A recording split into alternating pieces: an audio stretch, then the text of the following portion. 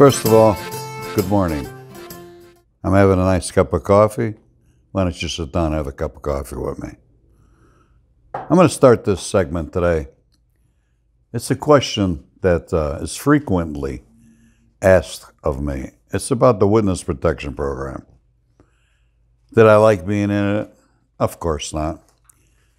Yeah, your whole life is, you lived your life completely different, and then all of a sudden you're in a new environment where you have to dress different, try to speak different, and as you can see, I wouldn't fit in the South, but they put you somewhere where you don't really fit in. So that's where I went, to the South. They put me in the South. It was very, very difficult because at first when I went in there with my family. Actually, I went in there with my wife. Their kids followed later. And she had to adapt to it, meaning she had to stay away from her parents. She couldn't have any communication with the other world that she came from, which is very difficult. Now, she made that choice herself. She didn't have to. Of course, I appreciated it when she did come with me. I could have done it alone, but she preferred to be with me. And that lasted for a couple of years until her children start coming into the program with us. And that's very difficult because in order to get into the Witness Protection Program, they take all kinds of valuations of your mental ability, psychiatrists and all these people they study and they go through you to see if you're on the bullshit about it, if you're sincere, what your motive is, a whole bunch of stuff. So you go through all of this, and they put all your family members through this. Every time one of them wants to get in the program, they just don't let them in there. Some people fail and they won't let them in there, and then they move you to another location. Now, just say you're in there with your wife and you say, hey, can I go live in Hawaii? They'll tell you no. We'll put you where we want to put you. If you tell them you want to go to Hawaii, they'll put you in Alaska.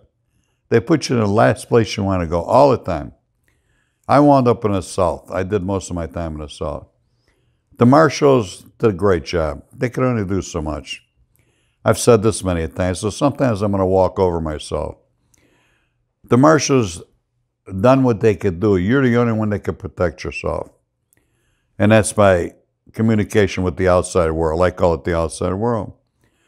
So they tell you what you could do and what you shouldn't do, or even with pets, dogs, cats, because your dog or cat had veterinarian shots and they got a trail. And they want you to get rid of these animals. My wife didn't. She kept the animals. She didn't care. But eventually it gets to wear on them because they start thinking about their parents. So you must be prepared for this. I slowly but surely built myself up to it. And when she was ready to go, because when my stepdaughter got into the Witness Protection Program, she came in there pregnant. And the child that she was carrying, at the time, of course she didn't know, when she had it, 6 months later, they found out the kid had a bad liver. And this was in Arlington, Texas. And the government paid for all of that. They paid for the kid to come into the world, the doctor bills, everything. Of course, you don't have insurance. Somebody's got to pay for it, so they pay for it. So I called the kid a witness protection brat. Anyway, we did finally, eventually, further down the road, I'll get to that later, I guess. She did have a transplant, a liver transplant. That was when she was 8 years old. Let me sum that up real quick. She lasted 10 years with the new liver, and 10 years later she died. So she died at 18 years old and followed all the guidelines that they were supposed to follow as far as medication, a pure life. How pure could you live a life? But she did. So I lost that child when she was 18 years old. I lost my heart when I lost that child. Fortunately for the movie Casino, when I done the movie Casino, she was still alive and we got her to transplant all within that time. And I was able to use this money that I made doing a Casino movie for her to have this liver transplant. So I got her another 10 years. Thank God. Anyway, let's go to another subject. Let's try to liven it up a little bit. Funny thing is about this witness protection program. Before you sign up for it when you're in jail, there's 2 witness protection programs. Sounds weird, but there are.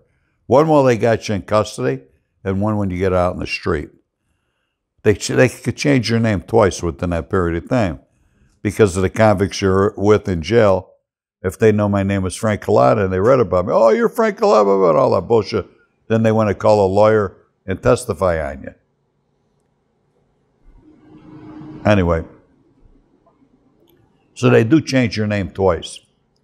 And within doing that, you adapt to it, and stuff like that. Because I've had my name changed probably, let's see, about 3-4 times. 3-4 times. Sometimes I created that problem so I could be moved to another location when I was on the streets in the witness protection program. As I said to you, there's 2 witness protection programs. One incarcerated and the other one when you're on the street. So now they got to transport you back and forth to courts if you're in jail in the program. And one particular time, I had to go back to Nevada because I was testifying in Nevada. So I didn't know where they were sending me. I never know where they're sending you. You never know where they're going to send you. So we wind up in Nellis Air Force Base. To me, it's another Air Force Base, but it's real far out and it's very secluded. I got to tell you the truth. I never really knew where I was up until about 5 years ago at that particular location in Nellis. I never knew. To me, I was on a military place with military people running around with rifles. When they brought me there, they brought me to this barracks. But there was nobody in there. It was all wood. And I had, they gave me a room. It had a double-decker bed. But there was nobody there to talk to me. Well, years later, I found out, because I overheard an FBI agent talking and a strike force attorney that were handling my case at that time, which we were all friends later on in years. And we got into this conversation, and they said, you remember the time you were at Area 51? I said, what are you talking about, what's Area 51? Because I don't pay attention to spaceships and all that bullshit.